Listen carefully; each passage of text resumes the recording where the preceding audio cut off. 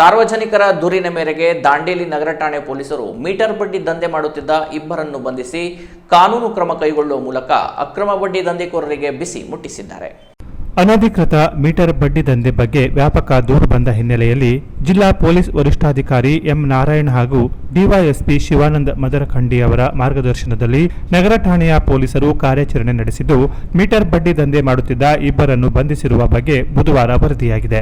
ಗಾಂಧಿನಗರದ ಕಂಜರ್ಬಾಟಿನ ನಿವಾಸಿ ಕಿಶನ್ ಸುಭಾಷ್ ಕಂಜರ್ಬಾಟ್ ಹಾಗೂ ವಿನೋದ್ ಸುರೇಶ್ ಬಿನೇಕರ್ ಎಂಬಿಬ್ಬರು ಬಂಧಿತ ಆರೋಪಿಗಳಾಗಿದ್ದಾರೆ. ಸಹಕಾರ ಸಂಘಗಳ ಸಹಾಯಕ ನಿಬಂಧಕರಾದ ಎಸ್ಬಿ ಸಜ್ಜನ್ ಅವರು ನೀಡಿದ ದೂರಿನನ್ವಯ ಪಿಎಸ್ಐಗಳಾದ ಆಮೀನ್ ಅತ್ತಾರ್, ಕಿರಣ್ ಪಾಟೀಲ್ ಮತ್ತು ಜಗದೀಶ್ ಅವರ ನೇತೃತ್ವದಲ್ಲಿ ದೂರುದಾರರು ಪಂಚರು ಹಾಗೂ ಪೊಲೀಸ್ ಸಿಬ್ಬಂದಿಯವರೊಂದಿಗೆ ಆರೋಪಿಗಳ ಮನೆಯನ್ನ ಶೋಧನೆ ಮಾಡಲಾಯಿತು.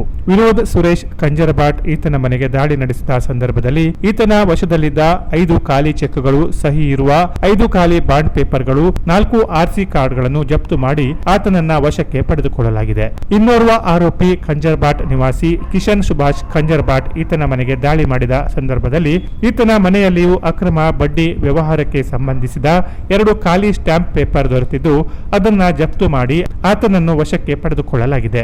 ಈ ಇಬ್ಬರ ಮೇಲೆ ನಗರ ಠಾಣೆ ಪಿಎಸ್ಐ ಆಮೀನ್ ಅತ್ತಾರ್ ಅವರು ಪ್ರಕರಣ ದಾಖಲಿಸಿ ನ್ಯಾಯಾಲಯಕ್ಕೆ ಹಾಜರುಪಡಿಸಿರುತ್ತಾರೆ.